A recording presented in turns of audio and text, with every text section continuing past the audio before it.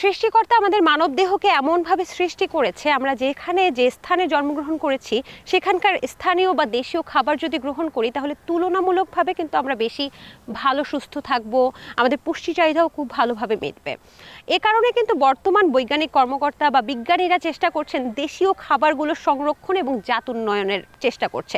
আর তারই ধারাবাহিকতায় আমরা আজকে দীপ্ত কৃষি টিম এসেছি প্রাণী সম্পদ গবেষণা ইনস্টিটিউট সাভারে। এখানে দেশি মুরগির সংরক্ষণ এবং জাত উন্নয়ন নিয়ে কিন্তু কাজ করছেন। এখানকার বৈজ্ঞানিক কর্মকর্তারা এটা আমাদেরকে জানিয়েছেন যে এখানে এমন ধরনের দেশি মুরগি আছে, সাধারণত আমরা কি জানি যে দেশীয় মুরগি সেগুলো হচ্ছে বছরে 50 থেকে 60টা ডিম দেয়, তবে এখানকার উদ্ভাবিত দেশি মুরগির জাত প্রায় বছরে 150 থেকে 198টা পর্যন্ত ডিম দেয় এবং নানান ধরনের দেশি মুরগি কিন্তু জাত উন্নয়ন এখানে হচ্ছে। সেই বিষয়গুলো আজকে তুলে ধরার চেষ্টা করছি। সবাইকে স্বাগত জানাচ্ছি দীপ্ত কৃষি আজকের এই পর্বে, পাওয়ার্ড বাই কাজী ফার্মস।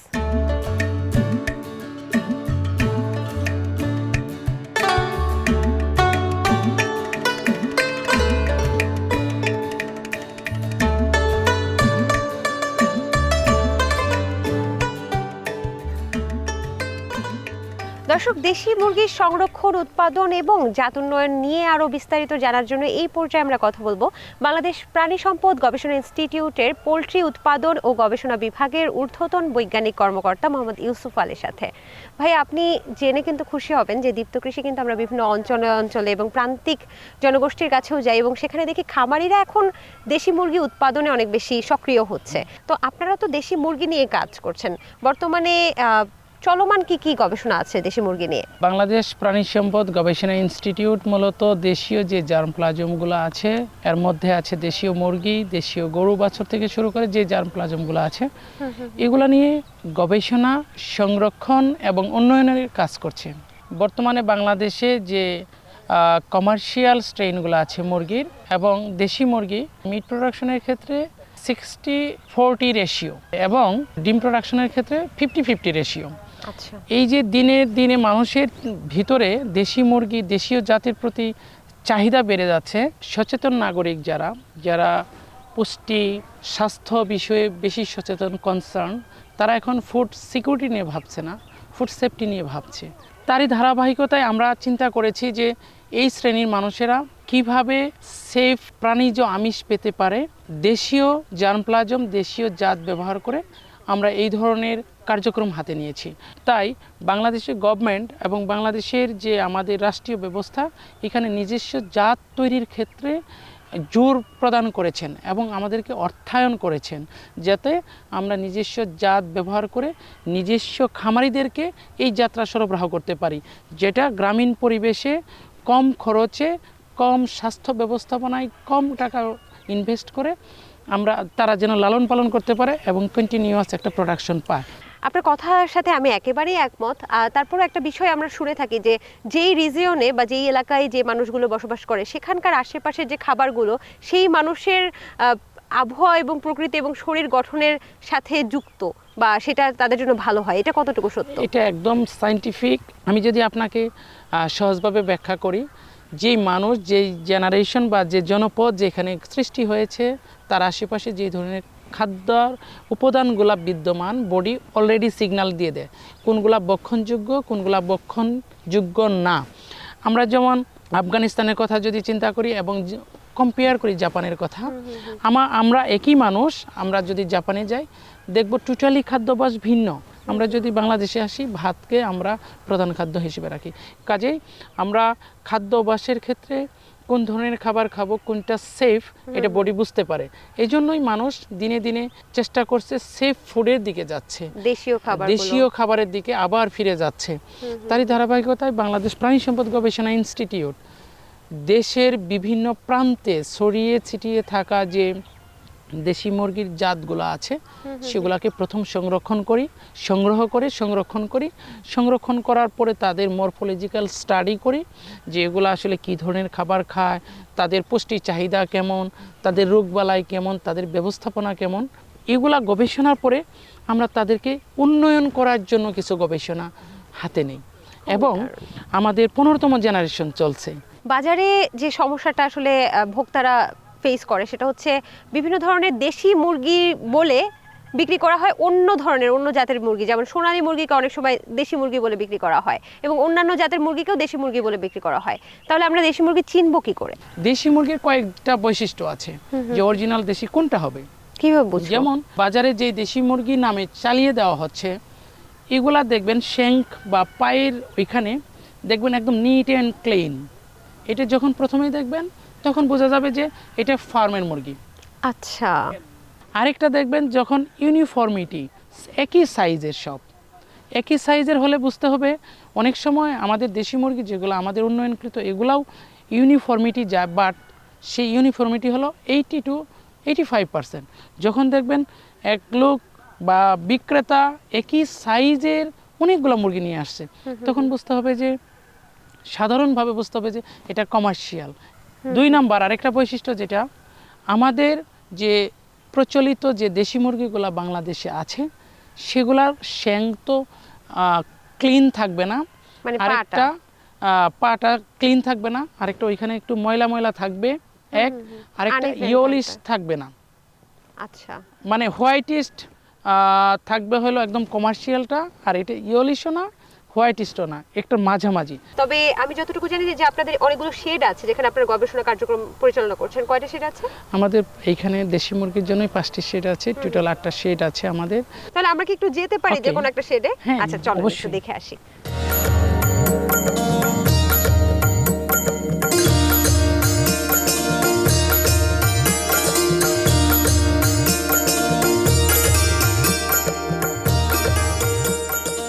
দেশি মুরগির যে এত প্রজাতি আছে এখানে না আসলে কিন্তু বুঝতে পারতাম না। ভাইয়া, আপনারা কোন কোন প্রজাতি নিয়ে কাজ করছেন একটু যদি বলতেন। আপনারা যেমনটা শুনতেছিলেন, আমাদের এইখানে বাংলাদেশ প্রাণী সম্পদ গবেষণা ইনস্টিটিউটে আমরা মূলত দেশি বিভিন্ন ধরনের আছে, কিন্তু এর মধ্যে কমন যেটা 3টে জাত নিয়ে গবেষণা করছি। আচ্ছা। যেমন আমরা কমন দেশি, একটু আগে বলতেছিলাম যে দেশি মুরগিগুলো বিভিন্ন কালারের হয়ে থাকে। কমন দেশি অনেকটা কাদাকনাথের মতো কালার আসছে। কাদাকনাথ কি আমাদের দেশীয়? আমাদের ইন্ডিজেনাসই পাওয়া যায় কিছু। আচ্ছা। আসলে এটা এক্সটেন্সিভ ওয়েতে আমরা এখনো রেয়ার করছি না বা কনজারভেশনে নেই, কিন্তু এই কালারগুলো আপনারা যদি দেখেন, এটা ফিমেল, কমন দেশির ফিমেল, কমন দেশির মেল। আমরা আচ্ছা। এখানে দেখতে পাচ্ছি যে এদের একদম প্লুমেজ কালারগুলা, যেটার বডির যে ফেদার কালার আছে খুবই টকটকে লাল হবে, খুবই ব্রাইট হবে এবং চকচক করবে। তারপরে আমরা ফিমেলগুলো যদি দেখি, ওদের চেয়ে একটু মিক্সড কালার, রেডিশ ব্রাউন থেকে শুরু করে এটা বাদামি, সাদা, কালো বা লালচেও হতে পারে। আচ্ছা আচ্ছা। আমরা তারপরে যদি দেখি, উপরেরটা যদি দেখি, এটা হিলি ফিমেল। আমরা আরেকটা জাত হিলি, বাহ, হিলি, মাশাআল্লাহ, অনেক হিলিরও সুন্দর। বিভিন্ন ধরনের কালার আসতে পারে, কিন্তু মোস্ট কমন যেটা সেটা হলো সাদা, আচ্ছা, ব্রাউনিশ উইথ স্পটেড কালার। এইটা না? এইটা স্পটেড কালার। হ্যাঁ। আচ্ছা আচ্ছা। আমরা যদি আরেকটু সামনের দিকে যাই, আমরা ডান পাশে হিলির মেলগুলা দেখতে পাবো, বিভিন্ন কালার। এর কিন্তু একটা ডিস্টিংক্ট কালার এগুলো আছে, সবই হিলি মেল? এগুলা হিলির মেল। আচ্ছা। আর আমি এটা দেখতেছিলাম, এটা হলো কমন দেশি, এটা আবার হিলির মেল। হিলিরগুলার যে পালকের রং, পালকের যে প্যাটার্ন টোটালি আলাদা, পাগুলা লম্বা। এটা আমাদের একদম অরিজিনাল দেশি। এটা মূলত বাংলাদেশ প্রাণী সম্পদ গবেষণা ইনস্টিটিউট থেকে আমরা এটাকে মাংস উৎপাদনকারী এবং ডিম উৎপাদনকারী ডুয়াল পারপাসে ব্যবহার করছি। এটা সাধারণত 140 থেকে 150 টাকা করে ডিম দেয়। মাশাআল্লাহ। আমরা যদি এই যে হিলির ফিমেলগুলো দেখি এবং এদের ডিম সাইজগুলো যদি আমরা চিন্তা করি, এটা আমি কিসের ডিম নিলাম? এরা কারা? এটা হলো কমন দেশি। আচ্ছা, কমন দেশি এবং common হিলির দেশি, ডিম হিলি। দেখি একই রকম তো একই প্রায়, রকম, তাই না? প্রায় same। আচ্ছা, পুষ্টিগুণের ক্ষেত্রে পুষ্টিগুণ সেম। দারুণ। কিন্তু তাহলে তো যেহেতু হিলি মুরগি বেশি ডিম দেয়, তাহলে তো এটা একেবারে ডিমের ক্ষেত্রেও ব্যবহার করা যেতে ডিমের পারে। ক্ষেত্রেও ব্যবহার করা যেতে তাই পারে। মাংসের ক্ষেত্রেও তো মাংসের সুস্বাদু ক্ষেত্রেও। কি? হ্যাঁ, সুস্বাদু। এটার এক্সট্রা একটা হ্যাঁ। এক্সেপশনাল টেস্ট আছে, যে যখন হিলি মুরগিগুলো আমরা পাশাপাশি 3টা মুরগির জাতের মাংস যদি রাখি, হিলির টেস্ট আলাদা রকম, কি মজা নাকি? মজা এবং ফ্লেভারই আলাদা। আচ্ছা, এটা Totally কি আলাদা। ছেড়ে পালা যায়? ছেড়ে গ্রামীণ পালা পরিবেশে? যায়। আমরা এখানে শুধুমাত্র রেখেছি আমাদের গবেষণার সাথে আলাদা আলাদা করে, এদের জন্য আলাদা ইন্ডিভিজুয়াল রেকর্ড নেওয়া যায়। আমরা আমাদের যে উন্নয়নকৃত জাত, এই জাতগুলোকে আমাদের রেজাল্টকে ভ্যালিডেশন করার জন্য খামারি পর্যায়ে দেই। আচ্ছা, আমরা তো দেখি যে সাধারণত ডিমগুলো যেগুলো ফার্মের মুরগি বা ব্রয়লার মুরগির ডিমগুলো একটু বড় হয় এবং দেশি মুরগির ডিমগুলো একটু ছোট হয়, সাদা রঙের হয়। তো সেক্ষেত্রে আপনারা কি এমন কোনো গবেষণা করছেন যেন ডিমগুলো একটু বড় হয়? আচ্ছা, ধন্যবাদ আপনাকে। হ্যাঁ। এটা আমরা যদি চিন্তা করি, এই মুরগিগুলার বয়স হলো 18 সপ্তাহের মতো, আচ্ছা। 18 থেকে 19 সপ্তাহ। আমাদের এই দেশি মুরগির ডিম দেওয়া শুরু করে 18 সপ্তাহ থেকে। প্রথম দিকে যে ডিমটা দেয় এটা সাধারণত সব ক্ষেত্রেই ছোট হয়। আচ্ছা, ধীরে ধীরে এটা বর্তমানে আছে 28 থেকে 36 গ্রামের মধ্যে, কিন্তু যখন ম্যাচিউর হয়ে যাবে, ব্রিডিং সিজনে চলে যাবে, এটা তখন অ্যাটলিস্ট 48 গ্রাম হয়ে যায়। আমরা এটার উপরেও গবেষণা করছি। কনজিউমারদের মধ্যে এই দেশি মুরগির ডিমের একটা ব্যাপক চাহিদা লক্ষ্য করা যাচ্ছে। স্বাদে এবং কালারে এটাকে মনে হয় যে একটা ইউনিক কালার। একদম। দেশি মুরগির ক্ষেত্রে বলা হয় যে যে ডিমগুলা হয় সেগুলো সাইজে ছোট, কিন্তু ডেনসিটি, যে পুষ্টির গণের যে মাত্রা, যে পরিমাণ, এটা বেশি থাকে তুলনামূলকভাবে কমার্শিয়ালের তুলনায়। তাই? কিন্তু রেশিওটা, কিন্তু পরিমাণটা, কমার্শিয়াল ডিম যেহেতু বড় সাইজ, পরিমাণটা বেশি থাকে ওইখানে। আমাদের দেশে যেহেতু হালি করে ডিম বিক্রি করা হয়, ওজনের ভিত্তিতে না, সেক্ষেত্রে আমরা দেশি মুরগির যদি ডিম কমার্শিয়াল তুলনায় ভক্ষণ করি বা খাই, তাহলে যে পুষ্টিটা পাবো কমার্শিয়ালের চেয়ে কোনো অংশেই কম না। বাহ, এবং দারুণ। আরেকটা কথা আপনাদেরকে না বললেই নয়, যেটা বাংলাদেশের ক্ষেত্রে আমরা যদি ডিম প্রোডাকশনের যে কন্ট্রিবিউশন, টোটাল এগ প্রোডাকশন, এটা 50-50। কমার্শিয়াল মুরগি থেকে আসতেছে 50%, দেশি মুরগি থেকে আসতেছে 50%। হোয়াইস আমরা যারা শহরে বসবাস করি তারা এই দেশি অরিজিনাল দেশি মুরগির ডিম পাই না বলেই চলে। এখানে তো অনেক ধরনের মুরগি আমি দেখতে পেলাম এবং কমন দেশিগুলোও দেখলাম, হিলিগুলো তো একদম রাজকীয় ব্যাপার। ওই পাশে আরো মুরগি দেখতে পাচ্ছি, আমরা কি দেখতে পারি? Okay. মোরগ মুরগি, চলেন। Of course.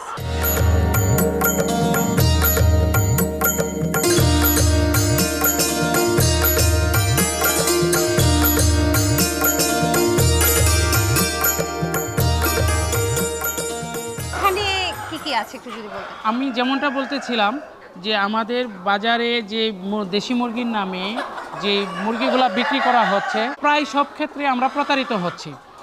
বাংলাদেশ প্রাণী সম্পদ গবেষণা ইনস্টিটিউট এটার ধারাবাহিকতায় চাচ্ছে যে এমন একটা মুরগি তৈরি করুক দেশি জার্মপ্লাজম ব্যবহার করে, যেটার কিছু কমন বৈশিষ্ট্য থাকবে, এটার বাইরে গেলে এটা দেশি মুরগি না। এবং দেশি মুরগির আমরা স্পেসিফিক একটা জাত তৈরি করার জন্য আমাদের গবেষণার এগুলা ফল, আমাদের অনগোয়িং এগুলা কততম চলছে। জেনারেশন এগুলো? এটা ফার্স্ট জেনারেশন। আমরা কি একটা দর্শকদেরকে দেখাবো এই যে চেনার উপর একটা অবশ্যই, ধরে যদি অবশ্যই। দেখায়, কোনটা কোনটা আমি দেখালে ভালো হয়? যে কোনোটা দেখানো যেতে পারে। এই এটা পাশে দেখানো কি যেতে আছে? এই কালচে, পাশে তো একটু এটাও দেশি। কালচে ধরনের, হ্যাঁ, এগুলো এটা আমরা লাল।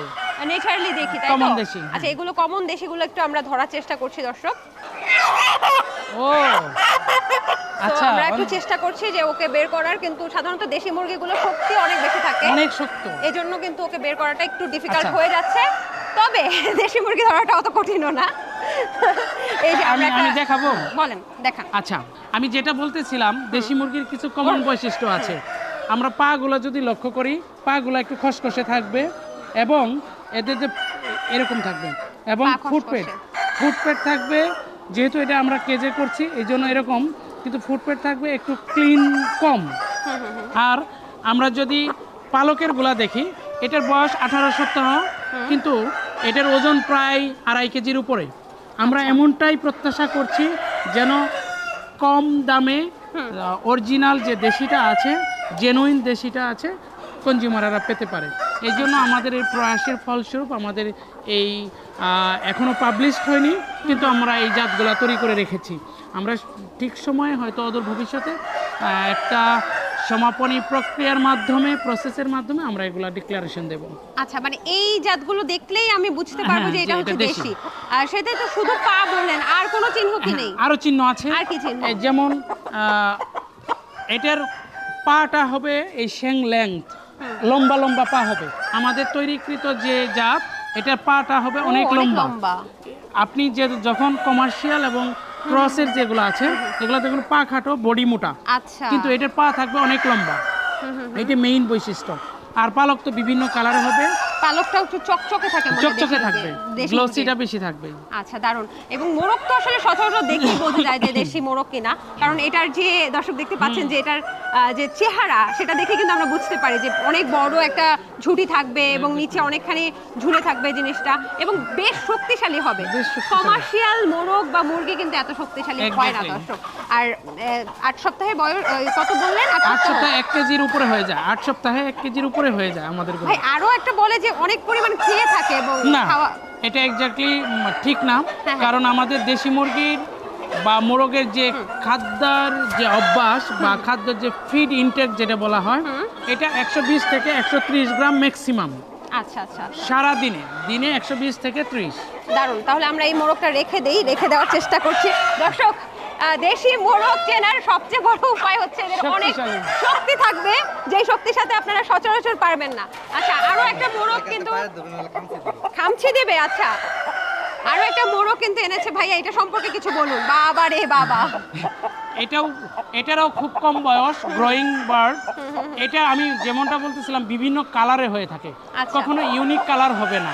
ইউনিক কালার যখনই চিন্তা করবেন তখনই এটা হবে কমার্শিয়াল অথবা ক্রসের।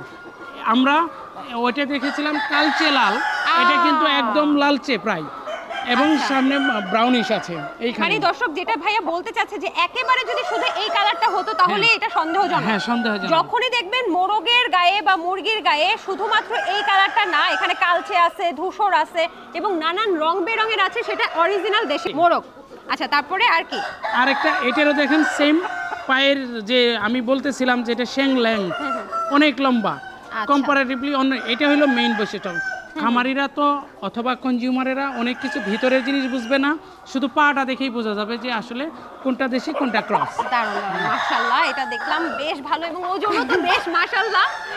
আমি এই মোরগটা দিয়ে দেওয়ার চেষ্টা করছি ক্যামেরার ওপারে একজনকে, যে ভাই এটা একটু ধরবেন। ভাই আমাকে আর কি কি দেখাবেন আপনি? আমরা এখানে তো আরেকটা, একই জিনিস নাকি? হ্যাঁ একই জিনিস। আমরা আরেকটা জাতের কথা বলতেছিলাম আপনাকে, সেটা হলো গলাছিলা। আমাদের ইন্ডিয়ান সাবকন্টিনেন্ট যে দেশগুলো আছে, বিশেষ করে ইন্ডিয়া, পাকিস্তান, আফগানিস্তান, বাংলাদেশ, এবং এই দেশগুলোতে যেখানে টেম্পারেচার খুব বেশি ফ্লাকচুয়েট করে এবং হাই টেম্পারেচার থাকে, ওই দেশগুলোতে আমরা গলাছিলা মুরগিগুলা দেখতে পাই। আরে বাহ, এই এটা একদম অরিজিনাল গলাছিলা এই মুরগি। গলাছিলা মুরগিগুলোর বিশেষ বৈশিষ্ট্য হলো এরা টেম্পারেচার যতই বাড়ুক না কেন এদের প্রোডাকশন কন্টিনিউ করতে পারে। আচ্ছা, অন্যদের ক্ষেত্রে এটা একটু টাফ হয়ে যায় টেম্পারেচার মেনটেন করে। এটার কারণ হলো নেকেড নেক, যে এর বিশেষ বৈশিষ্ট্য নেকেড নেক জিন আছে, গলাছিলা জিন। এটা একটু বড় হলেই এই গলার অংশ থেকে বা নেক রিজিয়ন থেকে ফেদারগুলো ঝরে যায়। কেন? এটা দিয়ে টেম্পারেচার মেনটেন করে এবং এটা কন্টিনিউ করতে পারে প্রোডাকশনে। সেক্ষেত্রে আমরা এক প্রোডাকশনের জন্য আমরা এটাকে বেছে নিয়েছি এবং খুব দ্রুত আমরা অল্প সময়ের মধ্যে হয়তো এটাকে লেয়ার মুরগি হিসাবে, লেয়ার মুরগির জাত হিসেবে আমরা কতগুলো ঘোষণা ডিম করব। দেয় এরা? এটা আমি আমাদের এইখানে ফার্মে 196 থেকে 197টা পেয়েছি পার ইয়ার। এইটাই তাহলে ওই যে আপনারা এটা বলছিলেন যে গলাছিলা। 198, 97 বা 96টা ডিম দেয় Exactly, গলাছিলা। তাহলে exactly. এটা যদি দেশি মুরগি ক্রস করা হয় তাহলে কি জাত উন্নয়ন হবে? দেশি মুরগির সাথে ক্রস না, আমরা এইখানে পিউরিটি মেইনটেইন করি। গলাছিলার সাথে গলাছিলা, হিলির সাথে হিলি, আচ্ছা। কমন দেশির সাথে কমন দেশি। আমরা এই জাতগুলোকে গ্রাম বাংলা এবং খামারিদের মাঝে, প্রান্তিক খামারিদের মাঝে বিতরণ করার মধ্য দিয়ে এদের যে ফাইন্ডিংস আছে এটা ভ্যালিডেশন করি। আচ্ছা আচ্ছা, দারুণ দারুণ। আমার আমরা খুবই ভালো ফিমেলটা লাগলো। দেখলাম। আমাদের ক্ষেত্রে যদি গলাছিলার যে ওজনও তো অনেক বেশি। গলাছিলার মেল যদি দেখেন, ওরে গলাছিলার বাবা! মেলগুলো অনেক প্রমিনেন্ট থাকে। তার হলো ডিউলেফ, তার যে ওটেল, এটা ওটেল ঝুটি জুটি, এটা কম। আচ্ছা, আমার কালারগুলো খুবই প্রমিনেন্ট হ্যাঁ, হ্যাঁ। এবং এই যে পার বৈশিষ্ট্য সবসময় বলতেছিলাম লম্বা পা, এগুলা মূলত টেম্পারেচার মেইনটেইন করার জন্য এরা আচ্ছা। ব্যবহার করে। আমরা এই নেকেড নেককে বাংলাদেশ প্রাণী সম্পদ গবেষণা ইনস্টিটিউট দেশি মুরগির মধ্যে ডিম পাড়ার জাত হিসেবে ঘোষণা করার জন্য অপেক্ষায় আছে। সর্বোপরি বলা চলে যে আমাদের এই দেশি মুরগি উন্নয়নের জন্য আমাদের রাজস্ব বাজেটের পাশাপাশি উন্নয়নমূলক বাজেট নিয়ে আমরা গবেষণা করছি। এই যে দেখতে পাচ্ছি খাবার দিচ্ছেন, গ্রাম বাংলায় যখন মুরগিগুলো চড়ে তখন তো আসলে ধানের কুটা বা এই সেই খেয়ে বা ওখানকার কীটপতঙ্গ খেয়ে বড় হয়, তো এখন এগুলোকে লেয়ার লেয়ার ওয়ান কেন দিচ্ছে? আচ্ছা, আপনি যথার্থই প্রশ্ন করেছেন। আমরা যখন কমার্শিয়াল ভাবে চিন্তা করব, ইন্ডাস্ট্রিয়াল লেভেলে চিন্তা করব, আমরা যখন লার্জ আকারে এটা ফার্মিংয়ের চিন্তা করব, তখন এরা কতটুকু রেডি ফিড খেয়ে কতটুকু পারফর্ম করতে পারে, মূলত এটা দেখার জন্য আমরা রেডি ফিড দিচ্ছি। আর তাছাড়া গ্রাম বাংলায় যে খাবারগুলো খাওয়ানো হয় এটা 2টা 3টা 4টা 5টা মুরগির জন্য এনাফ। বাট যখন 100 200 300 500 যখন রেয়ার করবে তখন অবশ্যই কমার্শিয়ালে যাবে। আচ্ছা, স্বাদের কোনো মাংসের স্বাদের কোনো পরিবর্তন হবে না? মাশাআল্লাহ, আমি একটু ওজনটাও দেখছি। তাহলে কমার্শিয়ালি অদূর ভবিষ্যতে আমরা দেখতে পাচ্ছি যে দেশি মুরগি বেশ ভালো একটা জায়গা দখল করবে বলে আপনারা প্রত্যাশা করছেন। আপনাকে অসংখ্য ধন্যবাদ ভাই, অনেক ইনফরমেশন দিলেন। আপনি ভালো থাকবেন এবং এভাবেই গবেষণা কার্যক্রমের মাধ্যমে আমাদের দেশীয় জাত, দেশি মুরগির জাতগুলোকে আরো বেশি সংরক্ষণ এবং জাত উন্নয়ন করবেন। ধন্যবাদ আপনাকে। আপনাকেও ধন্যবাদ, অসংখ্য ধন্যবাদ আমাদের গবেষণা টিভির মাধ্যমে প্রচার করার জন্য, জনগণের মধ্যে বিশেষ করে খামারিদের মধ্যে ছড়িয়ে দেওয়ার জন্য অসংখ্য ধন্যবাদ। কৃষি বিষয়ে যে কোনো তথ্য জানতে ও জানাতে লিখতে পারেন এই ঠিকানায়। দীপ্ত কৃষি, প্লট 7/A/গ, তেজগাঁও শিল্প এলাকা, ঢাকা 1208। আপনারা চাইলে ইমেল করতে পারেন krishi@dipto.tv এই ঠিকানায়, অথবা ফোন করতে পারেন 0178 768 2832 নম্বরে। শুক্রবার ছাড়া প্রতিদিন সকাল 9টা থেকে বিকেল 5টা পর্যন্ত। দর্শক, একটা সময় বিভিন্ন প্রজাতির এই দেশি মুরগিগুলো কিন্তু গ্রাম বাংলার বিভিন্ন ঘরে ঘরে দেখা যেত। খুব স্বল্প পরিসরে পারিবারিক যে পুষ্টি চাহিদা সেটা মেটানোর জন্য পালন করা হতো। কিন্তু বর্তমানে যেটা হচ্ছে যে এই দেশি মুরগি বা পিওর দেশি ব্রিডগুলোর অনেক চাহিদা বাড়ছে, সেই সাথে সাথে শহুরে মানুষগুলোও কিন্তু দেশি মুরগি খুঁজছে। এ কারণে চাহিদা বৃদ্ধির পাশাপাশি প্রয়োজন এগুলোকে কমার্শিয়ালাইজড ভাবে দেশি মুরগি পালন করা। আর সেটা মনে হয় আরো একটু বেশি সম্ভব হচ্ছে বা সহজ হচ্ছে এই গবেষণার কারণে। কারণ গবেষণার মাধ্যমে কিন্তু কমার্শিয়াল ভাবে দেশি মুরগি পালন করে খামারিরাও এখন লাভবান হতে পারবে। আজকের মতো আমি সমৃদ্ধি বিদায় নিচ্ছি দীপ্ত কৃষির পর্ব থেকে, পাওয়ার্ড বাই কাজী ফার্মস।